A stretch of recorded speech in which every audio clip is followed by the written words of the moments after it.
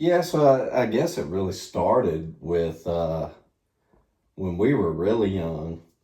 Dad was a lover of music. Mom was a lover of music. Of course, Dad was a musician himself. But it started when we got into all his old vinyl albums. Yeah.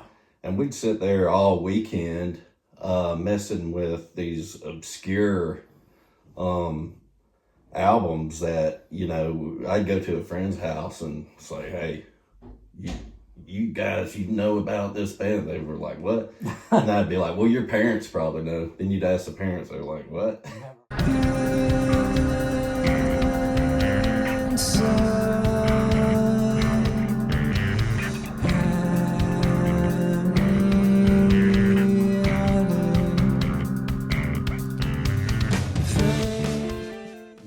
The creative spirit, a lot of that I think comes from you, but also, you never were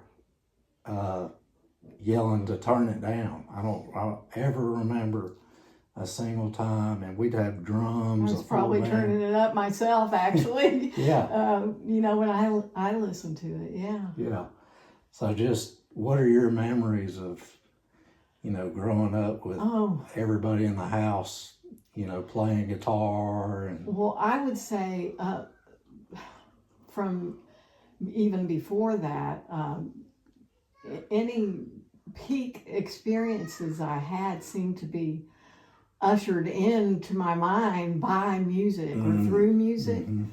And if I can, as I remember, go back and remember what we might call moments of magic that just, explode in your mind. And always music was like the door that opened that.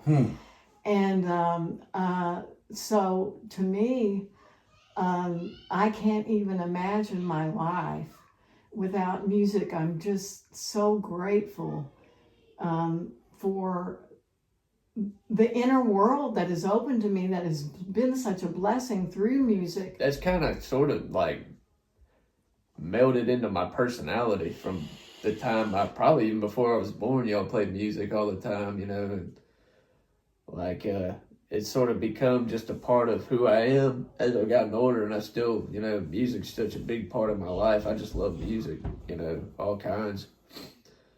And yeah,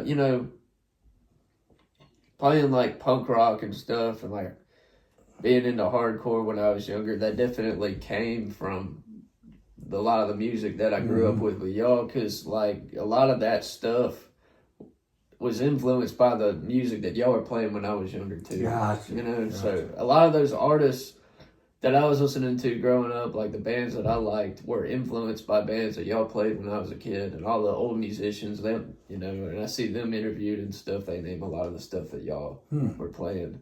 So it was cool growing up with, mom and dad liked all kinds of different music from like their era, and y'all liked the music from y'all's era.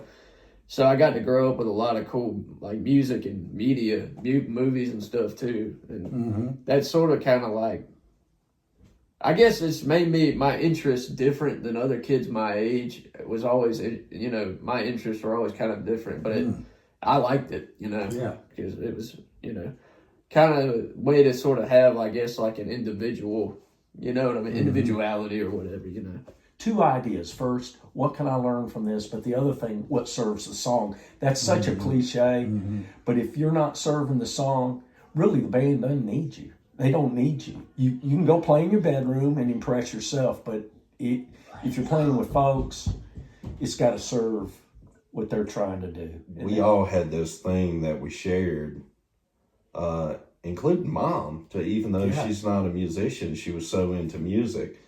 So we all had this kind of family thing and a dynamic that brought us all together.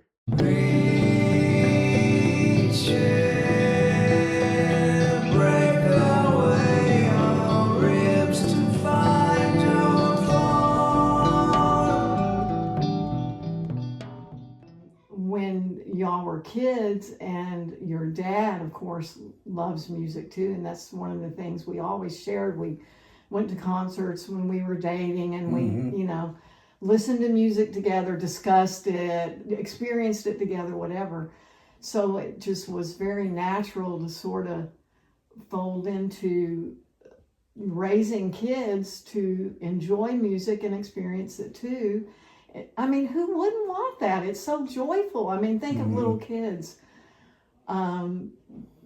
growing up. They want to make a noise that, you know, expresses something, and they'll use an oatmeal container with a lid on it to do it. I mean, or a trash can, and, you know, whatever. I mean, or they're just their own voice, babies singing in the crib.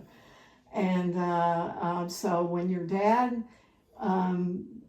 played the guitar and started playing the guitar around you when you were babies, and it just naturally folded into you, you know, just, it's like imprinted on you. And you all three of you did it, and you all three have your own different styles and your own different ways you approach it, but they're all awesome, and I love them all. So yeah, I think it started then when we were kids, and we probably just, it was a natural evolution of letting everything soak in to actually becoming musicians ourselves. Well, when I was in my 20s, I was trying to learn to play classical guitar. I went through a phase where I was learning some things, and I would practice at night when I got off the job, and you would be there in your baby seat and or sitting on the couch, and you'd listen to me play and react, and you seemed like you like it. And when you got older, you wanted to learn some chords, and I showed you some, and that sort of happened with you, and I guess with the other two also. And you all became players, and pretty accomplished players, but everybody developed a different style. That was really interesting to me. For sure. And then when you became a teenager, you became a big shred guy, and you were doing a lot of rock and stuff like that. But then your brother Jake came along, and he wanted to play drums. He's a good guitar player too, but he wanted to play drums. And so every once in a while, you guys we'd do a pickup gig, and the three of us would play, and we've been on TV and just done a whole lot of different things. Oh, I remember, like, you didn't ever learn guitar, you just picked it up and started playing. Yeah, well, that's the thing, man. I'd pick up and kind of like, Dad showed me how to play, like, kind of play along with stuff like power chords and everything, and I kind of got to a point where I just sort of matched the power chord with the tune of the song, and that's kind of how I learned how to play, and I never got like real sophisticated, but it was good enough for me to do what I needed to do, and I kind of, I guess, learned how to play. I wasn't really good or nothing, I kind of understood how to play music a little bit, I guess, from that. You know, I kind of understood the basics of everything, but that's really all I wanted to do for what I played anyway, you know. And then you showed me stuff like palm muting and everything, and that stuff I still try to use today, you know what I mean?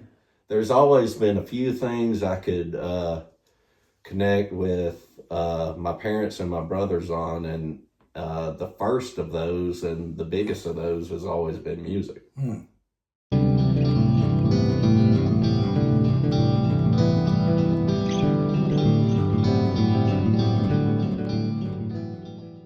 But I remember each of you picking up the guitar for the first time, and really all three of you took to it. It wasn't like I had to do a lot of teaching. I'd show you, okay, everybody learned the Pink Floyd song, "The Lunatic is in the Grass." Right. That was that D around that D chord, and everybody could learn it, and everybody played that song. And then after that, everybody had their own thing. Jake had his sort of folk singing Everlast thing he did, and then Joseph had his more of a punk rock kind of ska band that he played with. Everybody had their own thing, you know. Like production for sure. Okay. So a good producer, my favorite, probably like the like this is The Alchemist. He's he's a dude. He's been around for a long time, but he worked with Mobb Deep. That's another old, prodigy from Mobb Deep, and he kind of worked with them when he was younger. They had a lot of stuff they did together. They're real close and everything. And he still works with like newer hip hop artists that are kind of more underground, but sort of known. It's just hip hop, like real hip hop, isn't known to the mainstream as much as it used to be back in the 90s and even in the early 2000s and stuff like that. Because the stuff that's mainstream is just the whole new cookie cutter. Yeah, just the new rap that's going on now. The kids, I think, I'm sure there's kids that listen to real hip hop and stuff, but it's just kind of more underground. It's not on the radio as much, and not on TV as much as it used to be. At some point during us growing up in that atmosphere, you found a spot that you didn't know was missing. You were fulfilled by it in a way that you probably never thought possible. And I think when you're especially like us, we really picked up hard when we were teenagers and young adults. And I think most teenagers and young adults feel like they have an empty spot. They feel like they're searching. And as soon as we found music and we're working on projects, it felt like that was fulfilled. And I think as you grow up, or at least in my case, as I've grown up, I've felt like that spot was more and more fulfilled by other things in my life. Family things, my wife, my daughter, my career. And you feel like there's not as much of a hole I need to try to fill with music. The downside of that is you also kind of miss out on some of the great things that it provided. So. Well, and how lucky have I been, because I had sons who wrote songs for me and sang them, and they were beautiful. And I thought, who gets songs written about them? Not very many people, but I did. And not only that, I got to have my sons play them and play other songs that I loved, that they knew I loved, as a gift to me. That's awesome. And I thought, wow, it's just, it doesn't cost anything. It isn't something you can hold in your hand like a diamond or whatever that maybe some people might think of as gifts, but it's the best gift that I've ever had, things like That's that, awesome. That I started taking guitar lessons as a little kid. And then for years I didn't play. And then I got excited hearing Secret Agent Man on the TV. And I got one of the old guitars we had, I hadn't played in years, and I wanted to learn the riff, the Secret Agent Man riff. So the Johnny Rivers band that did it. And so I played, and then when my family moved to Houston during the 60s, and Houston was happening. It was on the circuit for all the psychedelic rock. Yeah. And I was 13, and guy across the street had a band, so I formed a band. We were the JV band, the baby band to the real band that gigged. But after I passed the finger-picked acoustic test, I got to play the SG in the Gorilla. The Gorilla amp. That's right. And I played whatever version of Foxy Lady you showed me. Yeah.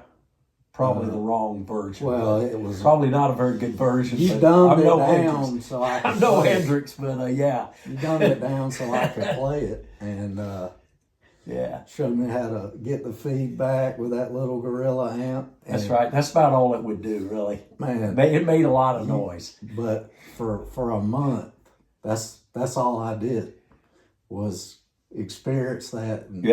And think about what that would be like to play that. But one nice thing about that amp, it got plenty of distortion. No problem getting distortion. And it was loud for what it was. It had like a 10-inch or 8-inch speaker. Who knows? I remember playing that amp, and I was playing with some guys, and there was a fella out there listening, and he said, "Hey, Hackett, is that amp supposed to be making that much noise when nothing's playing through it?" And I said, "No, not really." The other guy had something like a Fender Deluxe or something like that, but it was all I could afford, right? Hey, Yeah. It did. Yeah. You couldn't tell me it wasn't a stack of Marshalls. That's right. When I first plugged That's into right. it.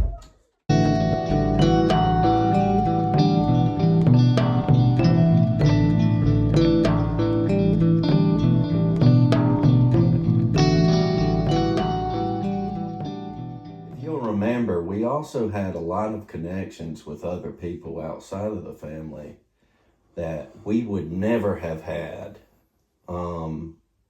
had we not had music to connect us. We played different types of stuff with different types of people, and I mean it's of different races, you know, and music can truly be the great bringer together. Hey, this is somewhere where we mesh up for all different types of people. So if you are a musician, singer, or even just you like music, you're just super into music more than the average person, let those things gravitate you towards people that you wouldn't normally be with. The originator of all the guitar and music and everything in a whole generation. Many purchases to make wives mad.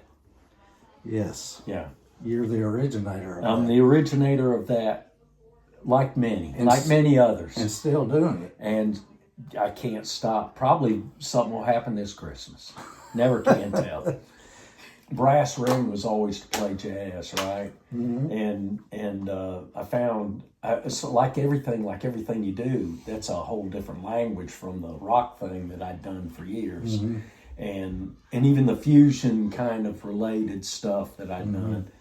So yeah, I've been playing jazz, and right now I'm playing with a swing band actually.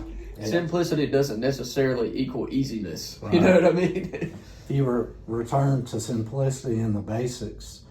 There's all kinds of nuance that make simplicity and basics successful. Yeah. And that nuance is as deep. It's deep as you could ever want it to be. Right, like just having your life straightened out is simple. Like getting up early in the morning, working out, you know, making a healthy breakfast. You can go to the grocery store and buy eggs for like, you know, $2, $3. That's easy and that's healthy, you know. But it's not easy to do because most people don't do it, you know. And right. that applies to music too, you know what I mean? Yeah, for sure. That's very powerful. I never even would have thought about that. My whole life is based around that. Yeah. You know what I mean? Well, that's a pretty good mantra to live by.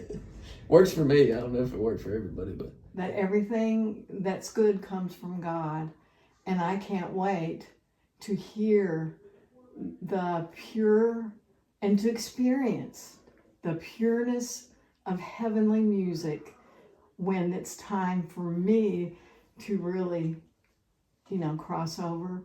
And I try to hear it here because I know it is here if I can just move the stuff out of the way and let it come through. But and sometimes I feel like I do. And I'm just grateful for it. You show up with a instrument around other people that have instruments and boundaries disappear. Yeah, right. Because you're speaking the same language. Yeah. Yeah.